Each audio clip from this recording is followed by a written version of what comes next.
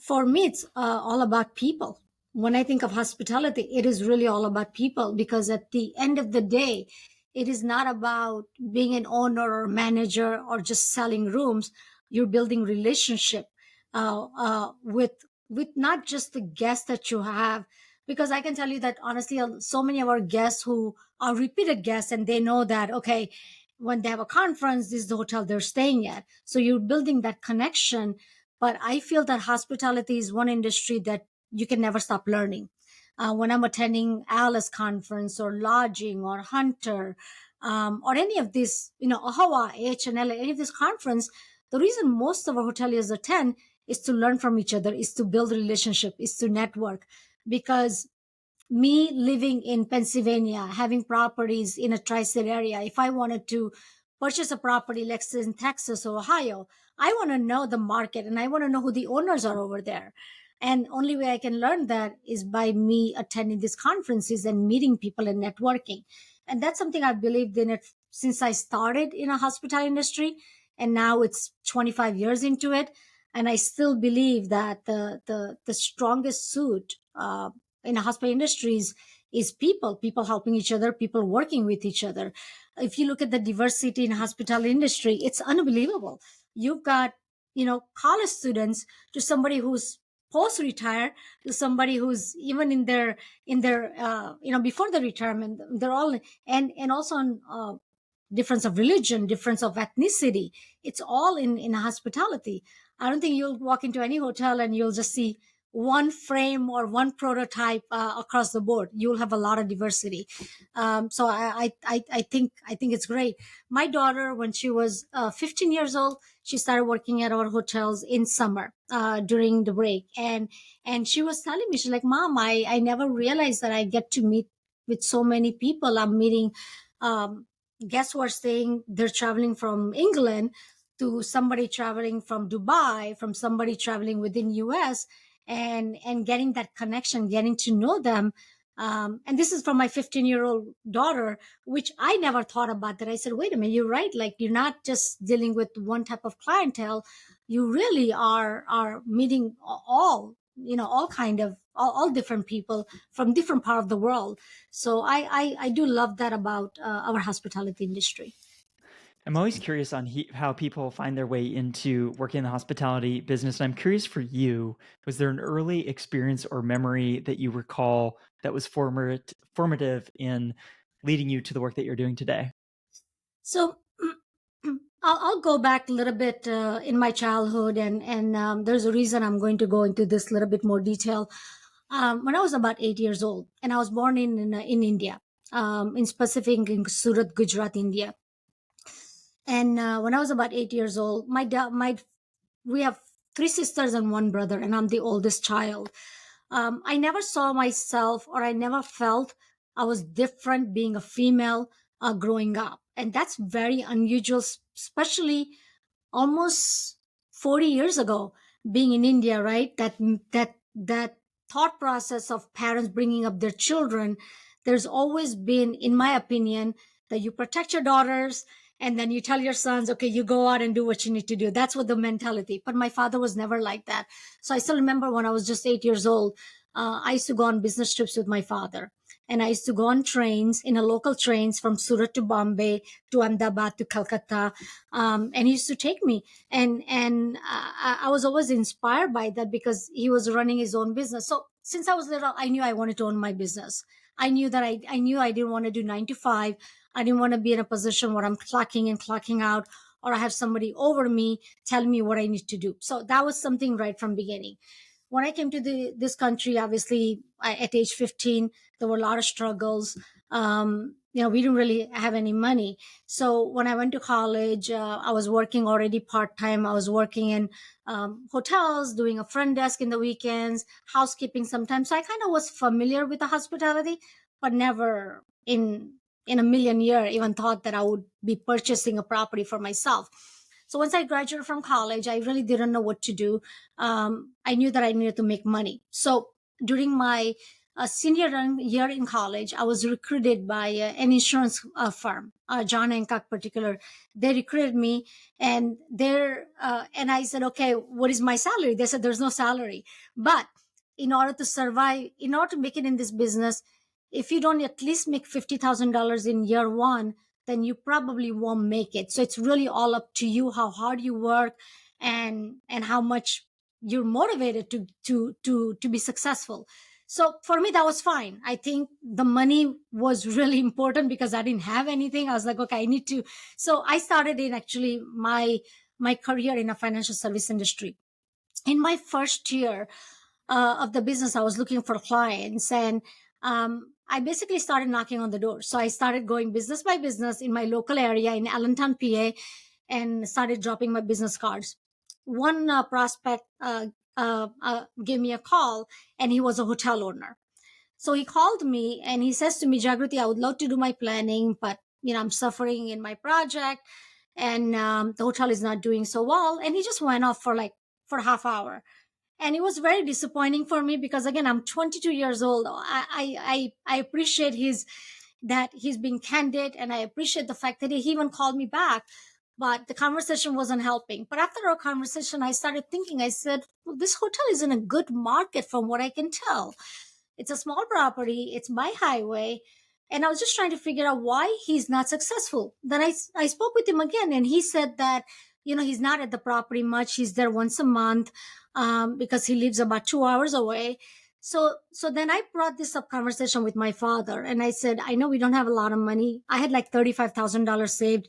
My dad had like, I think, $100,000 saved. And for us, pretty much that was everything we had.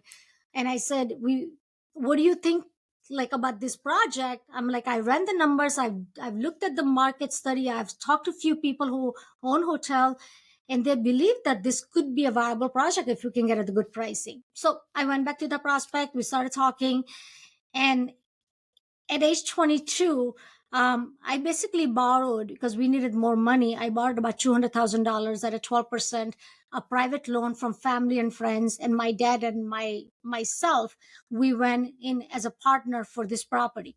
Now, at age 22, again, my dad or myself didn't really have any credit, so we couldn't borrow money from the bank. So we made a deal. If you ever heard of a option to buy, like a lease to purchase option, that's the option we went, and it was very risky, but I felt it was definitely very risky, and I can't say that I was 1000% comfortable, but looking back, it was a right decision. So that's how I started in age 22. It was an accidental hotelier. I had really not much information about hotels, but I knew that the project was in a good location, and I knew that there was an absentee of the management. So me being there, working with my father, I know we can probably do much better than what the revenue was being generated by the hotel, and we did. We basically renovated the entire project. We borrowed money, and within 3 years, we were out of all personal debts, and then property started doing the revenue. But that was my first experience. From first hotel, now we have 8 hotels, but it was kind of now I don't take as much as risks that I've done when I was in my 20s. Now I'm 47, so I'm a little bit more conscious on the decisions that I make, not as risky decisions. But I think that was my first experience on being a business owner, and specifically in a hospitality. I know education has been such a big part of kind of what you advise others in terms of advancing in their careers. I'm curious if you rewind the clock back to that moment. I imagine there was so much to learn, brand new business. You're making this big step in your career, and you set yourself up to now be running the business you are today. If you recall back in those early days, what was most helpful for you in learning? It sounds like a lot of conversations, but I'm curious, anything specific that really stands out as something you learned a lot from? Yeah, 100%. So when I purchased our first property, um, I actually had to learn all the basics. What is the RAPR mean? What is the ADR mean?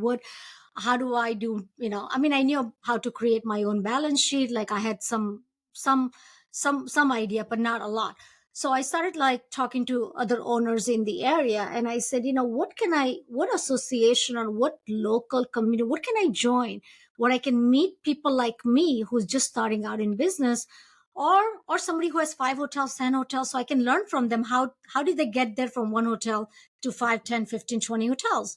So they were I still remember them saying that, hey, you should go to AAHOA. And I said, what is AAHOA? Never heard of it. This was in 2001, I believe. And they said, well, there's a big conference happening for hotel owners in Atlantic City, and you should go to it. That's how I was introduced to AAHOA. So I went to that conference on my own. I walked in, I saw 4,000 people, and some are very young, some were, like in their 40s or 50s, and that's when I really realized that I wasn't alone. And I'm happy I was introduced to AHOA, is because that's when I started to really learn about the hotel business, the operational, the revenue management, and so all my basic stuff. I would say that I would say that joining an association, whether it's an AHO, whether it's an HNLA, but that was a really important key for me to find a place where I felt that I can talk to somebody who is experiencing same experience that I'm having on daily basis, which really not knowing what to do, not really understanding the business aspect of it. And that's when I started building relationship. So that was my first experience in AHO in 2001, just joining as a member. And then in 2011, I decided to run for a board position. And T- then story went on. Yeah. the story went on. You became the chair at AHOA. You are currently on the board of directors at AHLA. Yeah. I'm curious for our listeners, what have you learned about not only learning from these organizations, but participating? What was that journey like for you? And kind of what did you take away from that experience? Um, one of the biggest experience I would say, when at least being a chair of AHOA, is that when you're running a board with 32 different mindsets and 32 different ideas, and on top of that, and when the 85% of the board is male, you have a lot of challenges on your head. Um, Building senses between your committee, with your team, was really, really important part of my leadership. And that's not just part of my leadership. It's many great leaders that I've known. That was a one challenge. How do you bring the whole team together? At the end of the day, I might have a different opinion from you, but how do we use those difference of opinion and still come up with a final version of some on agenda or something for the association that benefits everybody, and nobody feels like they've lost that they were lost in a part of reaching the agreement. So I would say that was one. But education and meeting people, building relationship. I mean, I met my board members that I worked with them for a long time, let's say in 2010, and I still continue to do a lot of work, even outside of Hawaii, even outside HNLA, because we have that close relationship. So and when I joined Hawaii 2011, as I mentioned earlier, the way I grew up, I didn't feel like that I was anything different just because I was a female. That's not the bringing I had. So when I joined AHOA in 2011, when I saw that there were not much diversity in participation, engagement, and also on a membership, where you have almost 40% of the membership should be female membership. From the numbers, the participation was maybe 5%. When I would go to any of the events, I would see maybe two or three women, or only one or two young professionals, whether male or female. But most of the attendees were first generation. So I really felt like at that time my place was to bring more awareness and more education for our young professionals, whether male or female, and specifically also our female hoteliers. So that was my position when I joined her in 2011. That my job was to bring more women, not just on a membership side, but get them more engaged. And we traveled throughout the country. We set up so many regionals and town hall meetings, and we went with a very simple parameters. We said, what is it that you want to learn? What is it that we can provide? So a lot of asking questions versus just providing, here's a blanket education we're going to provide. No, we did a lot of work on asking questions. That was my position for 5 years. And then after 5 years, being in AHOA, obviously working at the board level, you realize that a lot of the decisions are made at the top level. You don't really realize it until you're actually on the board, because yes, you have a voice, you're a voting member, but the decisions are made at the executive level. And they were never, even at that time, there were, but it was 28 years of AHOA, and there was not one female leader or chair in AHOA. So it was a difficult decision because I knew the amount of time commitment that requires away from my family and away also from my day-to-day job, which is my uh, wealth protection strategies, which is a financial service business. I knew how much of a commitment it was. But once I figured out all of that, I thought it was the right decision, because at the end of the day, like if I wanted to make a change, I needed to be a part of the process to make that change. It couldn't be like I didn't want to be in a position where I'm speaking about it but doing nothing about it. So I took the challenge and I ran for position against two of my colleagues who were male board members, and they're still dear friends of mine. But I won. I won that election in 2014, and in 2019 I became the first female to lead the largest hotel association in the world, which was pretty amazing. Yeah, pretty What incredible. what a great story. You mentioned one of your goals being to encourage not just more membership, but more engagement among younger people, but specifically among women. And you tried a lot of different things. What did you find most effective in driving engagement in underrepresented groups? So for underrepresented group, what I realized that when that part of the membership sees somebody they can relate to on an executive decision making status, they feel, and this is not me saying, this is what I've heard from many female hoteliers, especially a lot of professionals, that when they saw me on stage, or when they saw some of our colleagues who were younger generation taking that position, they felt like they could be part of the association because they felt like they have a voice now. um, Joshua, I've had the best compliments I've had actually is from fathers, not even mothers, is because I remember when I was in Orlando, we were finishing the conference, I was getting off the stage, and a father comes up to me and said, "My daughter, this is the first year she's attending a hospitality conference, which was a HOA, and every time I've asked her to attend in the past, she's always like, 'What am I gonna do over there? There's a bunch of men, like there's not much.' But when she knew that you were going to be on stage and she knew that you're the chair of a HOA, um, it was a very quick decision for her to attend. And during the conference she was telling her father that she's really excited about being in the hospital industry. And again, that's not about Jagruti. It's about, what if you feel comfortable being part of something, then you want to be involved, then you want to be engaged. But if you're walking into any room and you feel completely out of place and you feel like you don't have anybody that you can relate to, I think that becomes really tough, especially for our young professionals and female hoteliers. So I think that if I made any impact, I think I've opened up the doors for many young generations and female hoteliers who have always felt like they didn't have a place in the association. And the fact that I am there, just me being there, they feel like there's a place for them. That's really cool. You spend a lot of time on the road attending different conferences, and both in the roles that you've had, but across your career, it's been a big role. I'm curious, what have you learned about participating, attending a conference to get the most out of it? What are some kind of pro tips? Oh, the pro tips number one is, before you attend a conference, just know, I mean, I know what my goal is, who I want to meet. Scheduling those meetings is extremely important, because if you think you'll walk in a conference and you'll just meet everybody, yes. If this is your first time you're attending, maybe that's the best way to go. Just go, learn, just listen to everybody. But then the second time you're attending, like I always make sure that and I put everything on my phone. My calendar is like my life. I wake up or night before, I see exactly what meetings I have.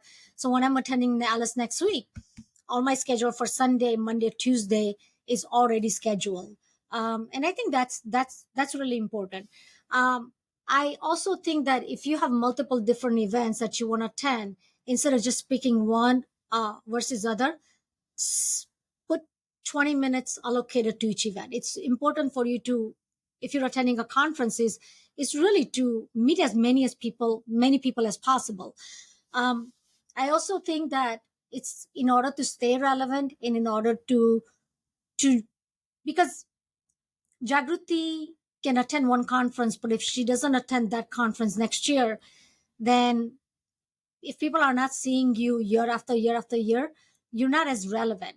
So I think it's important to kind of keep up with, getting yourself out there. And the reason that is because if you're attending and you're meeting somebody, and if that person sees you again and they want to bring a deal to you or they have a questions for you, they're going to know, "Oh, Jagruti was there last year, she's going to be here this year. Let me reach out to her. Let's set up a meeting." So I think repetition of attending events is important, but scheduling yourself, making sure that you are, even if it's a short amount of time, but you're participating as many events as possible, including like breakout sessions and learning, even if something that might not pertain to you. But I think it's important to attend those. Just make sure that because we're spending a lot of money, right? You spend $3,000 conference fee. You're spending money on flights, your room. You want to make sure that you're getting the value out of everything that you're putting out. So This is the chance to get out of the day to day and expand your horizons, meet new people. I would love to get your thoughts on what you've learned about relationship building. You've touched on a few elements of this, but the reason I'm really interested, I get so many listeners telling me they want to develop this skill because if you're a leader in any sort of business, if you're on the hotel level, you want to build relationships. You want to become effective as a leader there on the property. If you're an owner, you have multiple hotels, there's so many stakeholders you need to get to know. And then even on just a personal career level, yeah. your own career story speaks to this, the effectiveness and the power of building relationships. What have you learned? And I guess what advice would you have for those that want to get better at this skill of building relationships with people? Yeah, so I think the best advice that I can give is something that I've used for myself for last 20 plus years is don't be short-sighted. And what I mean by that is that if I'm meeting you for the first time here, and let's say we're doing this interview or we're doing any type of conversation, the relationship is about, it's a long term, right? I don't believe in transactional relationship. So I do something for you. Now, what are you going to give back to me? I think those relationships do not last. The reason I bring this up is because I had one YP actually came up to me when I was speaking at the Red Roof conference, and she said, I don't want to be taken advantage, but I also want to make sure that I'm building relationship or I'm working with other people in the right way. So is there a point where if I'm doing something for somebody, can I ask for something back? And that was the question. My answer reply to her was that, are you looking for a transactional relationship, or are you looking for a relationship with someone that's a long lasting, where you're helping somebody without really asking for something in return? Um, because at some point when you need something, it won't be an ask from you, it'll be a conversation with another individual. Because it's not, because if you do something for me and I ask something for right away, then it's a transactional, because now you are in a complete different category than somebody who's actually doing it from their heart because they believe in the cause or they're believing in helping this individual. And then when it's time that you need something, that individual will 1000% without you even asking will be ready to help you. And that's been my message for, especially for young professionals, because I think that's a really a mistake that I feel a lot of young hoteliers make, because they feel like it should be a transactional, but they forget that this industry is all about relationship. And the stronger relationship you have, the more the more you give back, the more you'll receive in return. Give you a Hawaii and HNL is a perfect example. I have and continue to spend a lot of my time advocating on behalf of business owners. I'm involved in a government affair committee. I'm involved in a political action committee. I'm involved in a business owners committee. But those are my time that I'm giving, right? And asking for nothing in return. Even when I was in AHOA I spent 11 years in AHOA as a board member and as a chair, never asked for anything. Now, if you look at my clients, majority of my clients came through my relationship. And again, it was never uh, a thought in my head that I'm going to do this is where I'll receive. The thought was always like, I want to be part of this community. I want to be part of giving back. I want to give my time, and eventually it was returned maybe 10 to 20 times fold on the amount of time or money or whatever I've spent. So I think it's building that long lasting relationship is much much much important than having a transactional relationship. This might be a bit of an impossible question, but I'm going to try because I'm curious. You talk about not approaching relationships with a transactional mentality, talk about giving back.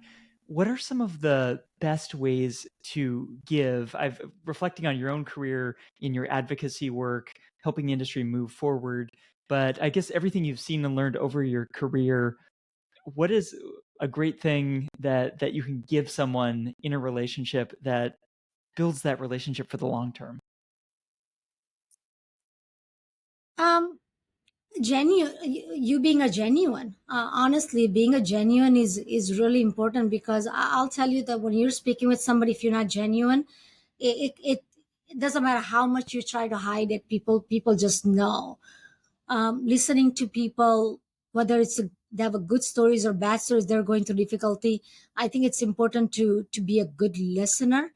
You don't always have to talk the entire time, but I think that's what I would say is being genuine, and being present, and being a good listener is something really really important. And honestly, Joshua, like in my career, I've reached out to people, even just asking for their thoughts and suggestions. Even when I was in AHLA, or if I'm doing a hotel project, calling one of my colleagues and say, "Hey, just gonna run this by you. What are your thoughts?" And that's also being genuine, because you none of us are going to know everything about any industry, not just hospitality, any industry, right? So when you're reaching out and being a genuine about it with somebody who has a lot of hotels, a lot of experience, I think that also just builds the credibility. It doesn't make you look like you don't know what you're doing, but you're actually you present yourself in a way that, hey, I might need your help, but I might just want to hear you out. What are your thoughts? Maybe I'm not thinking every single angle here. Maybe you can provide me some suggestion. So that's what I would say, Joshua. It That's it. also signals to the person that you ask you care a lot about them. You value Yeah, their perspective. And I yeah, think this is where some judgment becomes important to make sure it doesn't seem transactional, doesn't feel like you're just using someone. And it's the way that you approach and the way that you're asking. But I feel like that can also be very meaningful if somebody asks you for yeah. your perspective on something. Yeah, no, absolutely, absolutely. And now it's other way, right? I've been the one that reaching out to somebody, say, hey, I need your help. What do you think? What are your thoughts? And now I get those questions, hey, that you've been doing this, what? And so I remember the amount of time, Mitch from Vision Hospitality, if you've ever done his interview, right? An unbelievable individual, Mehul from Newcrest Image. I've been on the calls with them just for 5 minutes, 10 minutes, just to get some of their thoughts. And then when I have a young professional contacting me, asking me questions, I always remind myself how much time was given to me when I needed it, and I need to make sure that I'm doing same exact thing by giving back and helping out our next generation who are eager to get into hospital industry, but maybe they just have some questions or they just want to talk it out. I was a part of Joshua, a Coastal College project. I don't know if you've ever heard of it. It's a part of AHLA program now. And I was super proud of this one is because you're actually talking to college students who are thinking about the hospital industry, who are thinking, is this the right path for me? And I've spoken at many universities, Houston University, Pittsburgh, Penn, um, uh, so multiple universities. But that was the biggest. I mean, I loved it. So if you said that what you overall in last 20 years giving back, what has been the most proud for me is working with college students to really help them understand what hospital industry is about. So every time I'm helping somebody, I think about how much help was given to me when really I was nobody, but nobody knew who Jagruti was. At that time, people were helping me. So I always keep that in mind that, when you help somebody, you're creating another leader for the industry. I love that. Well, and I mean, just to underscore that point, you may say that kind of you were nobody back then, but you're the same person, right? You just That's true. you hadn't done all of those things, and I think that's where you can't just look at someone's resume or their current achievements, because there could be so much potential that getting to know them can unlock. And so I appreciate all the investments you make into people in the industry and people considering the industry. Before we go to Gritty, I'm just kind of curious. I would love to get any thoughts you have about things that you're especially excited about or thinking about as we head into the rest of the year. Anything else kind of top of mind for you? No, I'm excited to meet a lot of people in the next events that I'm attending. I'm actually excited about what's happening in the hospital industry. Now, I know that there's been a lot of up and down since pandemic, but I think our industry is one industry that I don't know if it's because it's built by a lot of entrepreneurs, um, but we could have a bad year, but we've always survived through the toughest times, pandemic, 2008, 2014, I mean, during market crash. So I have a lot of hopes for our industry. I do see our industry changing from a lot of branded properties to now moving into more independent boutique hotels, which could be right decision for some people, could be right, could not be right. But I think you have a lot more opportunities now, uh, on if you find a good project and a good location, there's a lot of opportunities on what you can do. For hospital industry, I'm excited. We're hoping to acquire at least one or two projects this year. That will be my goal. Attending these events is to see if somebody is looking to partner up, or somebody's looking for investor, or somebody's looking to unload a project. But yeah, I think it's going to be a great year. I think last year was a tough year for our industry, but I think that's something. But one thing I do want to leave a message here before we end, that look, as a business owner, we're so busy day to day activities. We're networking, we're meeting people, we're learning from each other. But there's one aspect of it that I feel that a lot of our owners are not, they know about it, but they just don't see the importance of it, which is getting involved in political advocacy.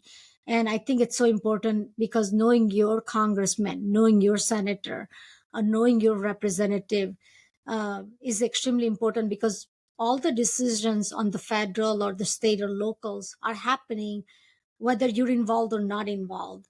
So I'll give you an example. Last week we had there was a joint employer bill that was coming up for a vote in Congress.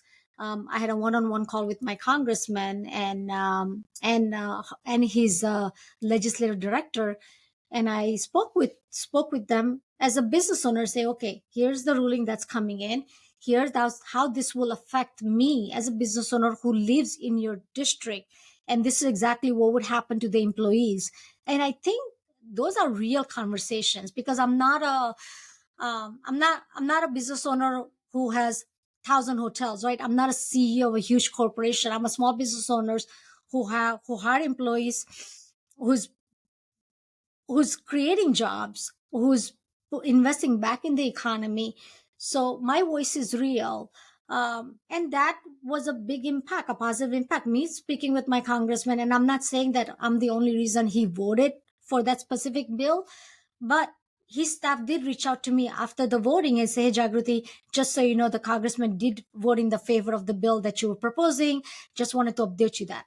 So I knew that at least in his mind, I was there. Whether maybe I was not the only one, but at least he knew that Jagruti, as a the person who votes for me in my district does have concern about this specific issue. So it does go really long way. So if I ask, if there is one message besides building relationship, I think building relationship also with your representative is as equally important, because if you don't speak up, then the decisions are being made every day that's going to affect your business every day without you knowing if you're not involved. It's a great message, Jagruti. Thanks so much for taking some time to join us and share your insight and perspective. I've really enjoyed it. Thank you. Same here. Thank you so much. Thank you.